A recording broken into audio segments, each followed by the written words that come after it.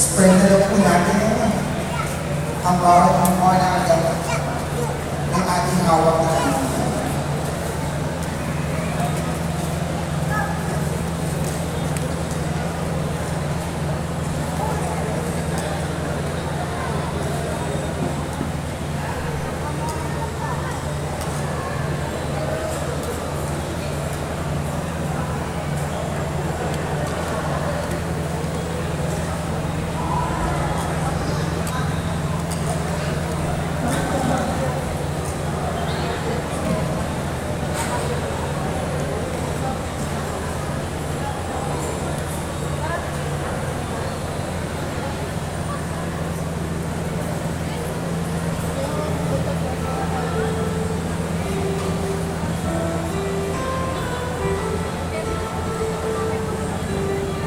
As the light of these candles continues to grow, may the memory and legacy of Maestro Lourdes Busol continue to illuminate our hearts and guide future generations of musicians.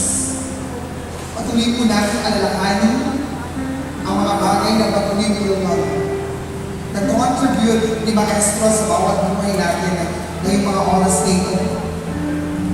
Tingnan po natin ang liwanag ng bawat kandilang hawak nito. Ito po ay representante kung paano nagliliwanag sa buhay ng bawat isa ang ating minamahal na Maestro Lourdes Busol.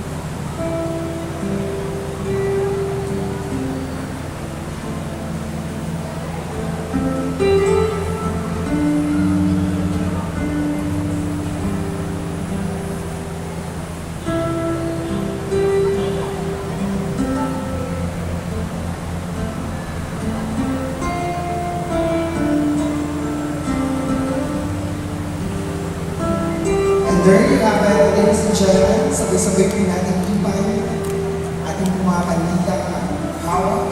Kawa po ang puso nito papunta sa langit at ipatuloy yung namadama ng ating minamahal na Maestro Lourdes Busol.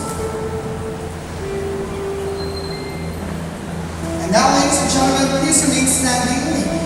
Manatili po tayo sa ating pagkakatayo. Let us continue this solemn opening by honoring our nation through the singing of the Philippine National Anthem to be conducted by Maestro Obed Tien. Let us sing with pride, respect, and reverence.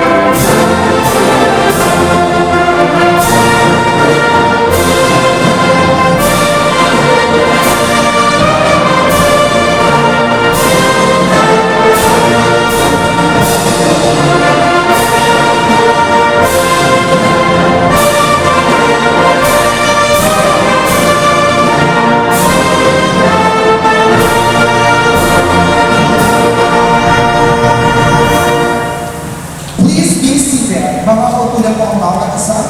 Thank you, Maestro Obed Diego, for leading the singing of our national anthem.